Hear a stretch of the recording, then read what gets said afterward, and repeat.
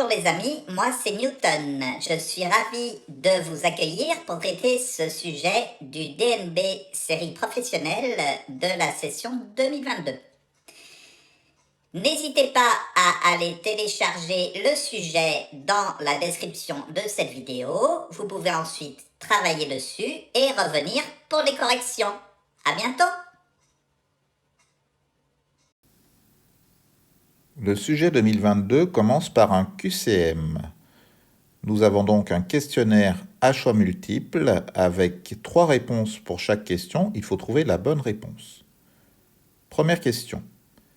6,4 gigaoctets, soit 6,4 milliards d'octets, peut s'écrire 6,4 fois 10 puissance 6, 6,4 fois 10 puissance 9, 6,4 fois 10 puissance 12.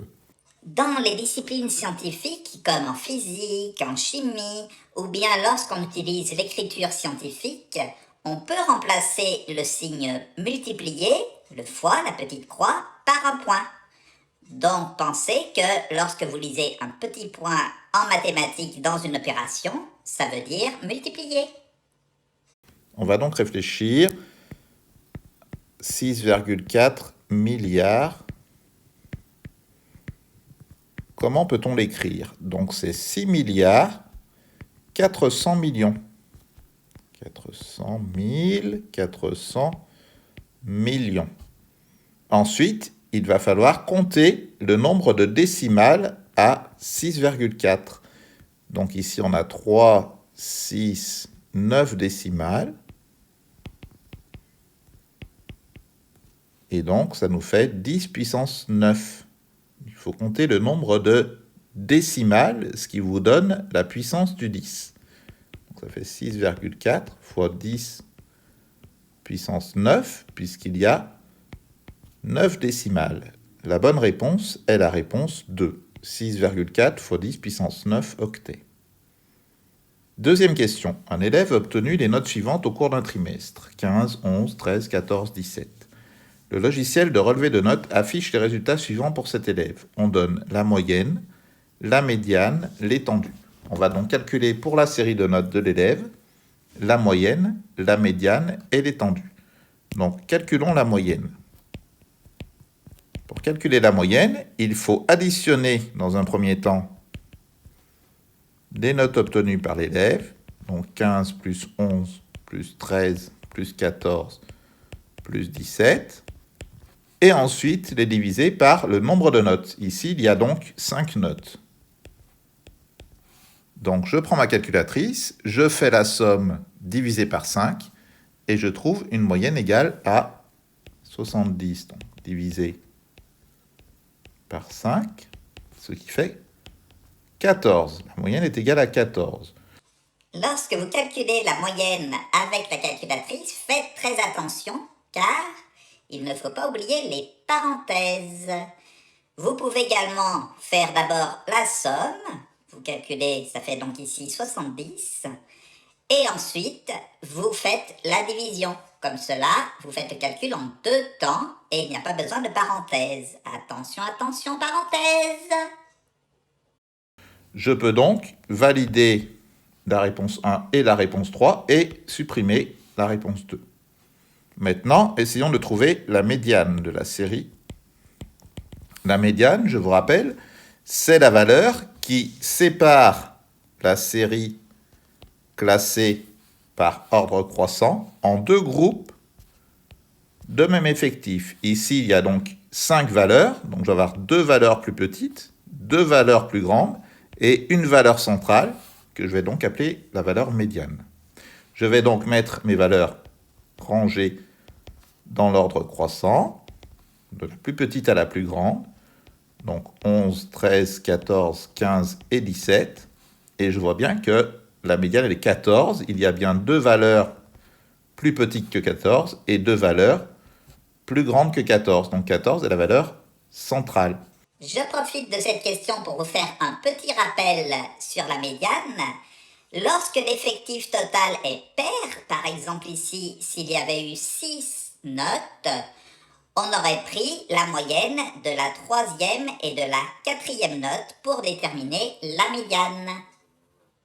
Donc je valide la troisième réponse, la deuxième réponse, et j'invalide la première.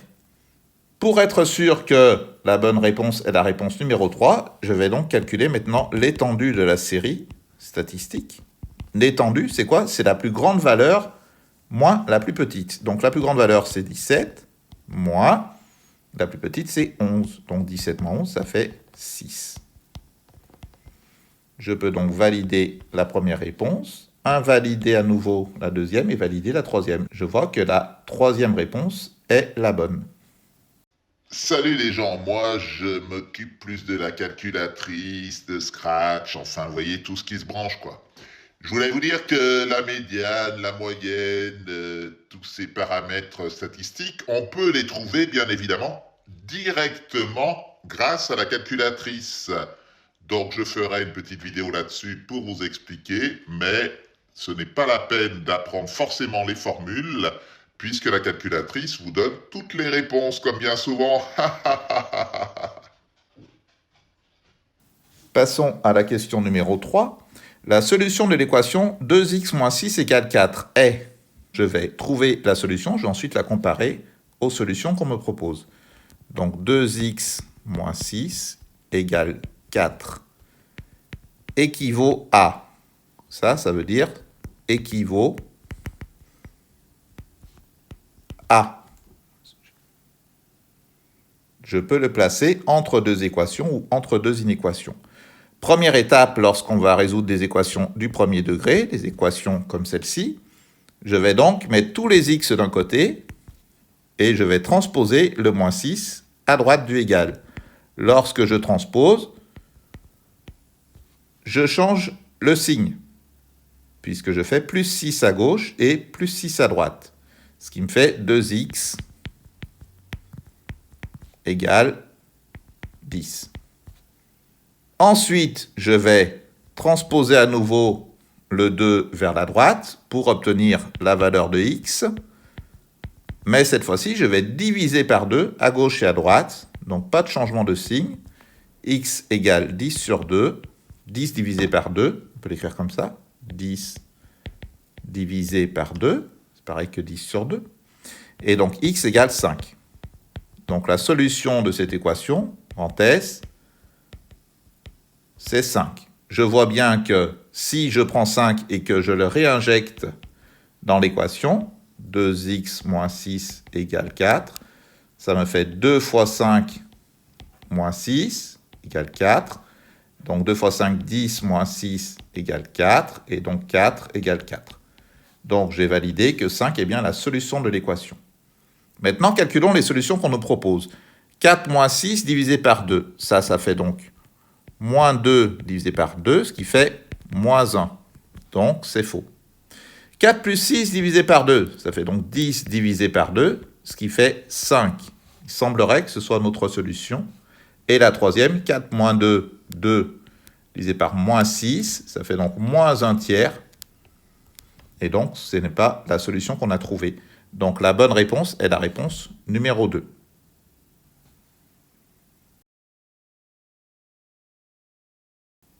Quatrième question. Des trois représentations de pyramides suivantes, celle qui correspond à une pyramide à base carrée est la perspective cavalière, le patron ou le plan.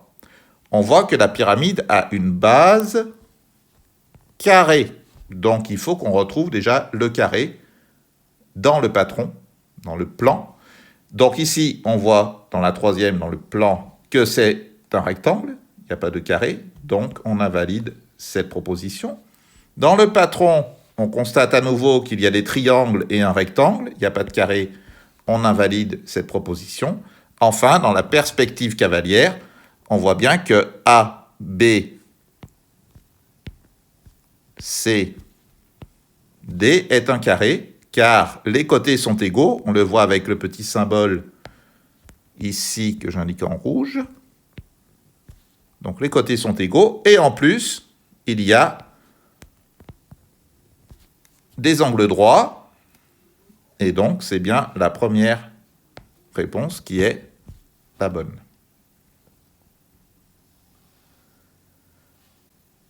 Enfin, cinquième question. les fréquences d'obtention de piles lors de séries indépendantes de lancer d'une pièce truquée sont représentées sur le graphique ci-contre. Lorsque le nombre de lancers augmente, les fréquences se stabilisent. Ce sont des expériences que vous avez dû faire au collège, lancer des pièces de monnaie en l'air. On voit que plus on lance la pièce un grand nombre de fois, plus l'ensemble des élèves de la classe vont trouver une fréquence qui va se stabiliser autour de 0,5. Ici, la pièce est truquée, donc elle ne va pas se stabiliser autour de 0,5, 50%, elle va se stabiliser à un autre niveau. Donc vous avez le nombre de lancers en abscisse, et la fréquence des piles en pourcentage en ordonnée. Si la pièce n'était pas truquée, on devrait trouver 50%. On voit donc que les fréquences vont se stabiliser au fur et à mesure qu'on augmente le nombre de lancers autour de la valeur 70. Ça veut dire qu'on a 70% de chance de faire pile lorsqu'on lance cette pièce en l'air. 7 fois sur 10, on va faire pile sur un grand nombre de lancers. La probabilité d'obtenir pile avec cette pièce truquée, probabilité d'obtenir pile, s'élève donc à 0,70 ou 70 divisé par 100. La bonne réponse est la réponse 2. Voilà pour le QCM. Voici donc pour ce premier exercice. N'hésitez pas à aller consulter les autres vidéos de la série professionnelle pour avoir la correction totale du sujet. Abonnez-vous et je vous dis à bientôt sur la chaîne de maths. Salut!